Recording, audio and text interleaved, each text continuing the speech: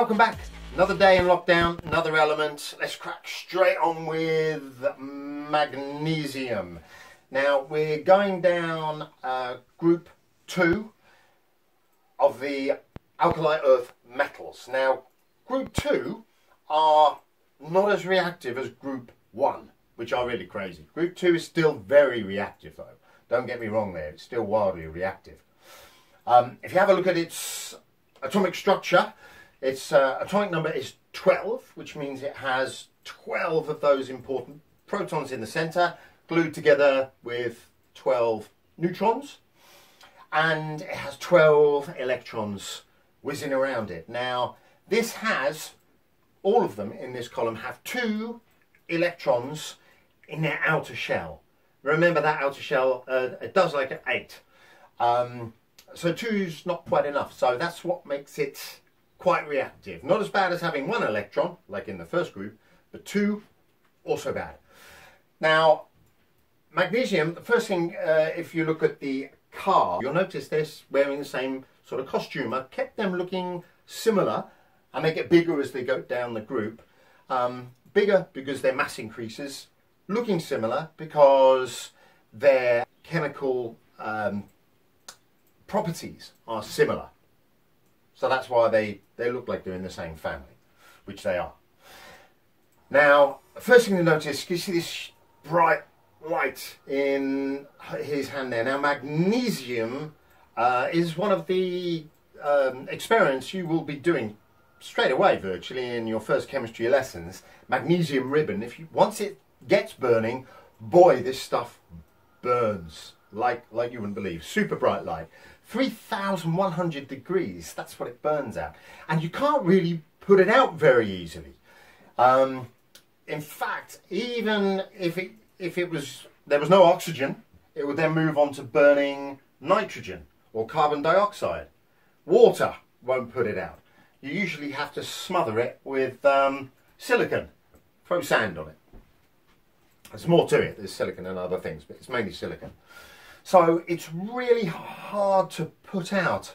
Now, that brings us on to the star in the background. If you remember, potassium also has a star.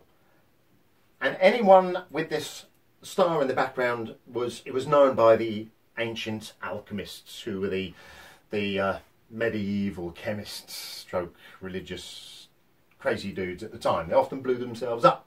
Not deliberately, but they were messing around with some heavy duty stuff. Now, they did know this. Now, magnesium, they didn't know it in its pure form, but they did know it as a thing called magnesia alba, which is magnesium joined together with carbon, which I can't wait to get to. Carbon's very cool, joins onto pretty much everything.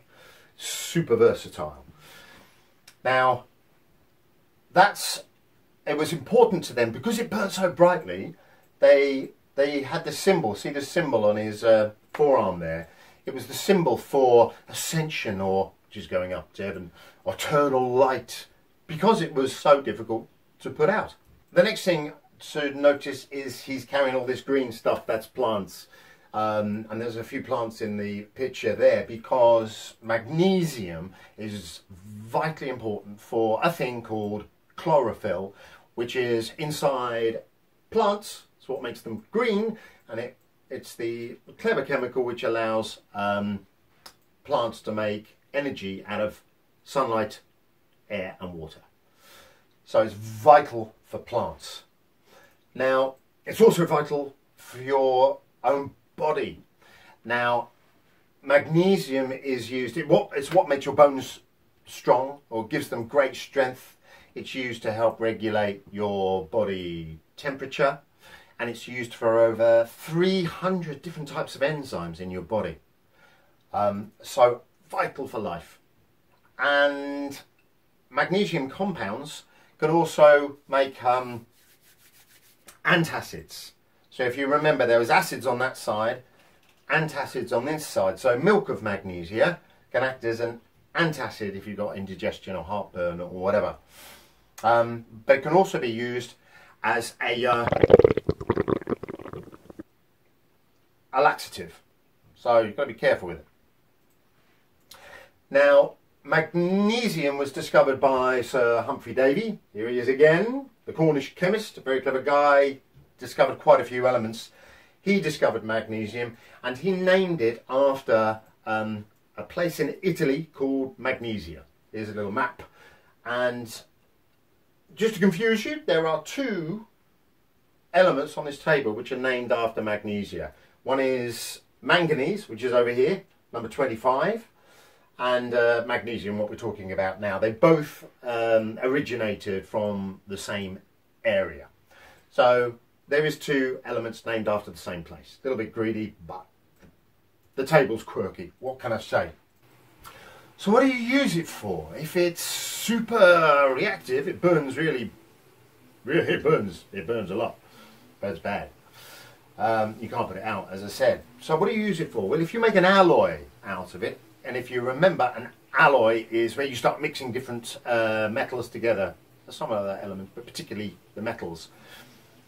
You can give it different properties. So if you magnesium mixes well with zirconium and copper, and particularly aluminium, which is over here, and it makes a very lightweight, strong material.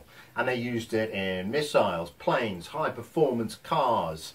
But there have been some terrible accidents because once this stuff gets burning, you ain't got to put it out unless you've got a lot of sand handy. And it's also used for camera bodies, laptop cases, mobile phones. So it's a really useful construction material. It's the third, after iron and aluminium, it's the third most popular used construction material. And there's lots of it. 13% of the world. If you have a look at our map of what elements make up the world, you'll see that magnesium, great big blob over there. So it's 13% of the world is made of magnesium. So it's not rare. So with this super bright light, it had some uses from yesteryear. Things like bulbs for photography, keys, oh that's bright. In the theatre, they used to use it for lightning flashes, gunshots, and ghostly apparition.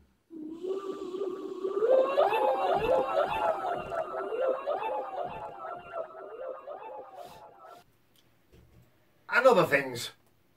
So, thanks for looking in at magnesium. Next one is calcium.